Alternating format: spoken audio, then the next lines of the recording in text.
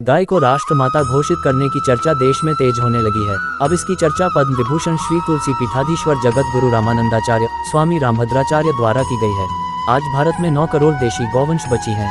अगर समाज गाय का तिरस्कार करता रहा तो ये संख्या दिन प्रतिदिन घटती चली जाएगी और आने वाली पीढ़ी को गाय के दूध से वंचित होना पड़ेगा। श्री राम गौधाम सेवा समिति तपोवन के संस्थापक जगदीश प्रसाद भट्ट ने इसी अभियान के तहत जन जन में गाय के महत्व पर संदेश देने और संकल्प लेने का बीड़ा उठाया है, जिसमें साधु संतों ने भी अपना समर्थन दिया है। साथ ही गाय को राष्ट्रमाता घोषित करने की भी मांग भी की गई।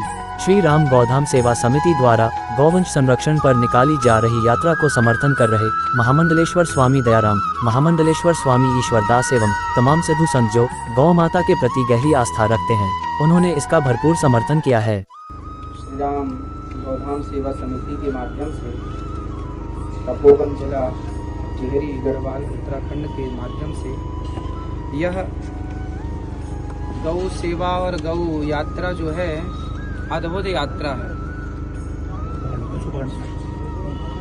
गौ माता की सेवा हम सब करें, इसके लिए ये जागृति अभियान है जहां सब लोग जागरूक हों गौ माता के लिए।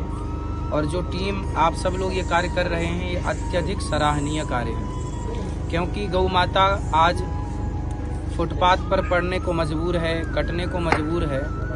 और गाय जो कि भगवान गाय की सेवा करने के लिए इस धरा पर आए, आज वो गौ माता परेशान है। इसलिए हम सबका परम कर्तव्य, परम धर्म है कि हम गाय की सेवा करें। और गाय के प्रति आप लोगों ने जो ये आयोजन किया है, सुंदर जन जन में जाकर के आप जो गाय की सेवा का कार्य कर रहे हैं, यह वाणी से सराहनीय नहीं हो सकता।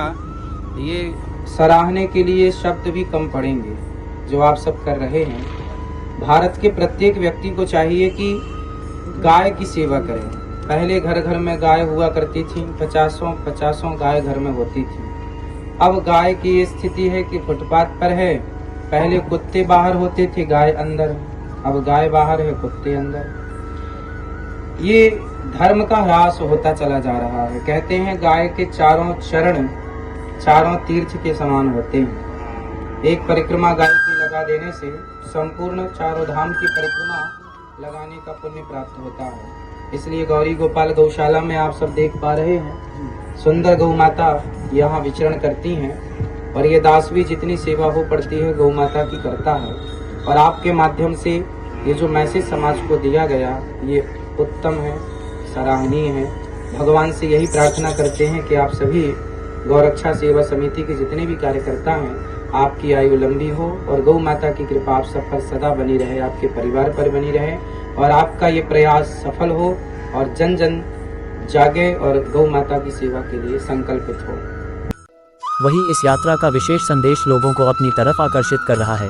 गाय हमारे जीवन के लिए क्यों महत्वपूर्ण है, जिसमें ऐसे कई प्रश्न हैं जो गाय पर ध्यान दिलाने पर सोच पैदा करते हैं कि हमारे जीवन में गाय का क्या योगदान है, गाय के दूध से बच्चों पर क्या प्रभाव पड़ता है, हमारी आने वाली पीढ़ी के स्वास्थ्य को कैसे सुधरता है, कैसे माँ के दूध के बाद हम गाय के दूध पर आश्रित है। लेकिन आज दुर्भाग्य है कि हम गाय को अपने परिवार, अपने समाज और अपनों से दूर करते जा रहे हैं, जिस कारण गाय आज दर दर की ठोकर खाने को मजबूर है, सड़कों पर बच्चे को जन्म देती है। आए दिन उनके बच्चे और गाय दुर्घटना का शिकार हो रही है। दिन प्रतिदिन उनकी संख्या घटती चली जा रही है। ये हमारे स्वास्थ्य और समाज के लिए बहुत ही दुर्भाग्यपूर्ण है। जय गौ माता। वृंदावन धाम में भगवान कृष्ण की नगरी में गौ माता का ऐतिहासिक रथ लेके हम पहुँचे। अनिरुद्धाचार्य जी ने गौ माता के रथ में आके गौ माता की आरती की और उनका आशीर्वाद प्राप्त किया। हम धन्य हो गए। श्री राम गौधाम की जितनी भी टीम साथ में लगी हुई है, सब धन्य मानते इस बात को। और हमारे लिए, हमारे जीवन में एक ऐतिहासिक यात्रा है।